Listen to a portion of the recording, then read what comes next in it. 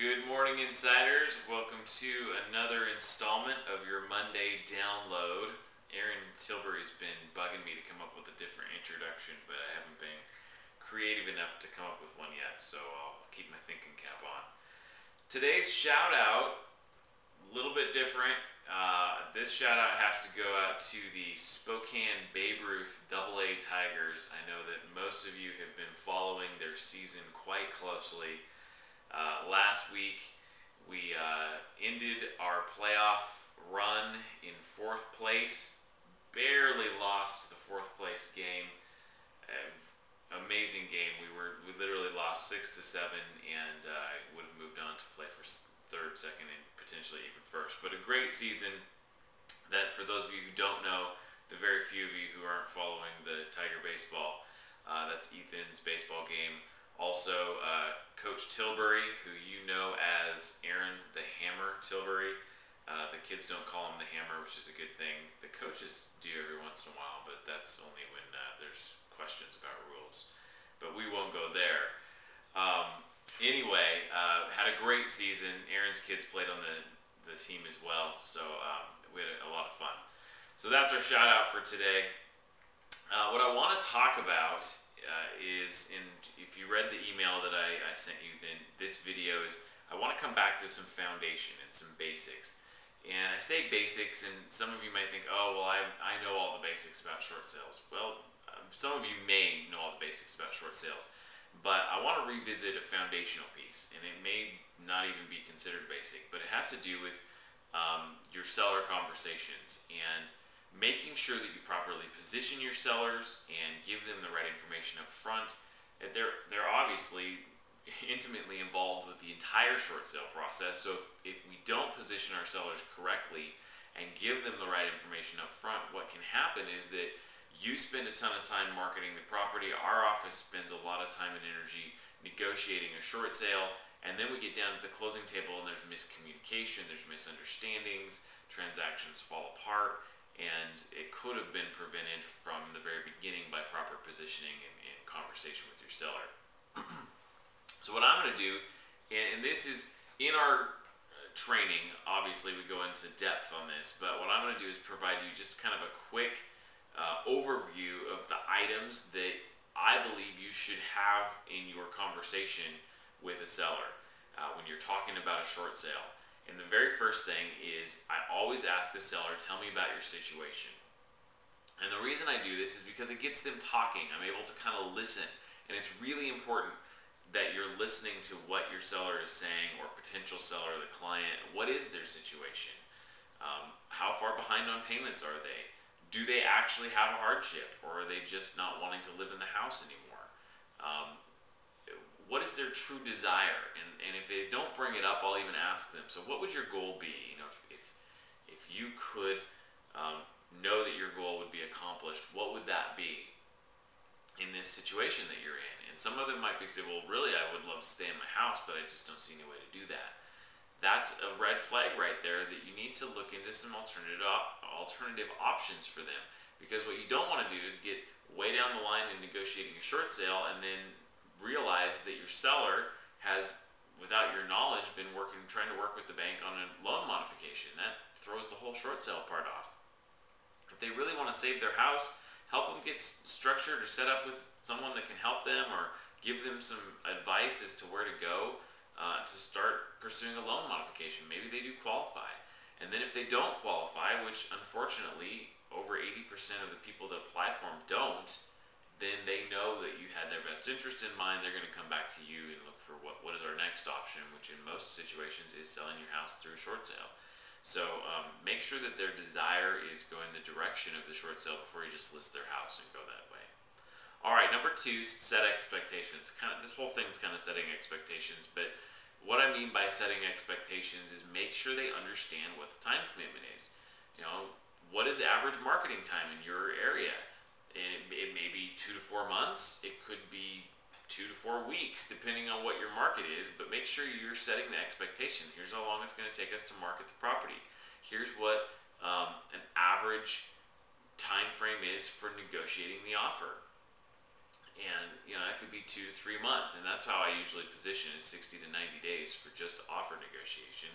Add that onto your marketing time, and then remind them or let them know that there's a high possibility that the first buyer that comes along on this short sale is not going to hang around until it closes. It's just the unfortunate reality of short sales. They'll get involved, we'll get things started with the bank, they get things moving, and then the buyer's not patient enough to close, which means we have to start the marketing time over and renegotiate the file. Ultimately, you're positioning them that it could take 6 to 12 months for this short sale to go through, and make sure that they understand that and that they're on board with that and that that's something that they want to do. Again, you don't want to be 6 months into it, know you have another couple months to go, and then have a buyer back out. You spend a lot of time and money on sorry, not a buyer, a seller is what I'm talking about. You spend a lot of time and money marketing a property for your seller, and you want them committed to the process. Bankruptcy. Talk to them about bankruptcy. I'm not going to go into it in this video. I have another video on this YouTube channel that talks about bankruptcy and the pitfall that bankruptcy is in a short sale. Understand that and have the conversation with your seller. Homeowners associations and utilities. Again, I've got another video. I'm not going to go into detail on that, but watch that video if you're not sure what that means and how you need to position your seller in that regard. At Alliance, one of the forms that we provide for the agents that we do our negotiations for actually goes into bankruptcy, and then has another chunk on HOA and utilities, and making sure that they're not only understanding but buying in at the beginning to the pieces that will make the short sale successful, and understanding what certain actions will do to cause a short sale to fail. The next thing I do is I go into 3 types of approval, and again, you're very familiar with this, especially if you've gone through our training. We go through all the different approval letters and what they mean and how they'll affect your seller. And we talk about forgiveness of debt. That's the first kind, the most common that we see in our negotiations, is that the bank forgives in full the amount that's owed. Some banks actually retain a right of collection on the note, something totally different. It's going to affect your seller in a different way. Promissory notes. That's another way that banks will try and recoup some of their losses, and we are seeing promissory notes. So make sure you understand those 3 items, go over it with them, and make sure they understand what that means to them. And if you educate them enough, it's not going to create fear and a lack of desire to do a short sale. It's just going to create knowledge and understanding as to what their options are. For example, in some states, most of us would think, well, why would anyone want to have a right of collection on their short sale? That would be ridiculous. There's no good reason for that. Well, that in most states is just an uneducated opinion, because in many states, certain banks and certain lien positions have rules that even after foreclosure, they can pursue a seller for the deficiency, for whatever they don't receive at the foreclosure auction. So knowing your state law is important to understanding how to explain this to your seller.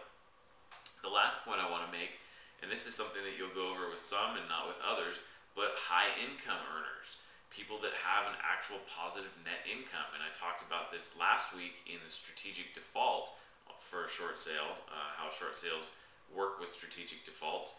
Make sure you position that seller up front that, hey, you know what, you have positive income here.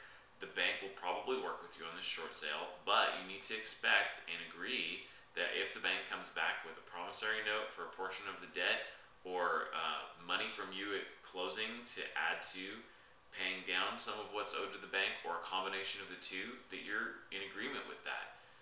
It ultimately will be better than letting it go to foreclosure for you and whatever rights may have, but I'm just letting you know now that the bank's going to ask for something like that. If they're positioned that way up front, then that's great. You're gonna not have an issue at the closing table when that's what the bank's asking for. If they're not positioned up front, then why are you doing the deal? Because you don't even know. You could spend 6 months on this file and not even know if they're gonna accept it. If they're not gonna accept it, it would be better to not even take the listing. Don't be so desperate for a listing that you're gonna waste time and money. That's not a good business plan. So position properly your sellers, especially around prom notes and money to close, the 3 different types of approvals, so that it's not a surprise to them what the potential reasons they may want to accept some of those types of approval and how it affects them. And again, don't give your clients legal counsel. If it steps across the line, make sure that you refer them to an attorney. Another item that we at Alliance provide is that third-party counsel for an attorney. We build that into our negotiations, so your seller doesn't even have to pay for it, but it protects you, it protects us, and it protects your seller. So anyway, that's what I have for today. If you have any questions, or you're a new agent that's not part of our network yet, get in contact with us. You can go to our website at allianceshortsales.com, and there's a contact us link there. You can call our office. All that information is on this YouTube channel. We'd love to visit with you and see if our company is a good fit with yours. For those of you that are our network agents, have a great week. If you have any questions on transactions or need to strategize about something, give us a call or send us an email, and we will jump on the phone and we'll get you pointed in the right direction, make sure we're all accomplishing the best for you, your clients, and your success in short sales. So have a great week. We'll talk to you soon. Bye-bye.